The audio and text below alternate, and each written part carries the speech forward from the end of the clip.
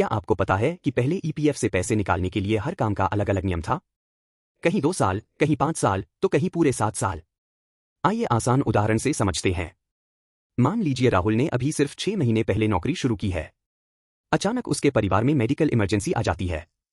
Medical withdrawal के लिए लंबे समय तक इंतजार करने की जरूरत नहीं होती थी, यानी मेडिकल के नियम अलग थे। अब दूसरी तरफ नेहा अपना पहला घर खरीदना चाहती है, लेकिन घर खरीदने के लिए उसे लगभग 5 साल की ईपीएफ सदस्यता पूरी करनी पड़ती थी, यानी एक अलग नियम। अब मान लीजिए अमित अपनी बेटी की कॉलेज फीस भरना चाहता है या प्रियंका अपनी शादी के लिए पीएफ का पैसा निकालना चाहती है। इन मामलों में लगभग 7 साल की ईपीएफ सदस्यता पूरी करनी होती थी, यानी फिर एक अलग नियम। कहीं 2 साल नौकरी पूरी करनी पड़ती थी, कहीं 5 साल और कुछ मामलों में 7 साल तक का इंतजार करना पड़ता था। लेकिन अब ईपीएफओ ने नियमों को काफी आसान बना दिया है। अब अधिकांश पार्शियल विड्रॉल के लिए न्यूनतम सदस्यता अवधि को लगभग 12 महीने के एक समान नियम की ओर सरल किया गया है। यानी अगर आप ईपीएफ के सदस्य हैं और लगभग 1 साल की सदस्यता पूरी कर चुके हैं, तो कई मामलों में आप पहले से जल्दी एलिजिबल हो सकते हैं। इस बदलाव से सबसे बड़ा फायदा नए कर्मचारियों को होगा।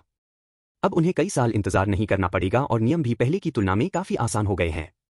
अलग अलग समय याद रखने की बजाय अब एक सरल नियम समझना आसान होगा। ध्यान रखें, कुछ विशेष मामलों में अलग शर्तें अभी भी लागू हो सकती हैं। ऐसे ही नए अपडेट्स के लिए चैनल को अभी सब्सक्राइब करें।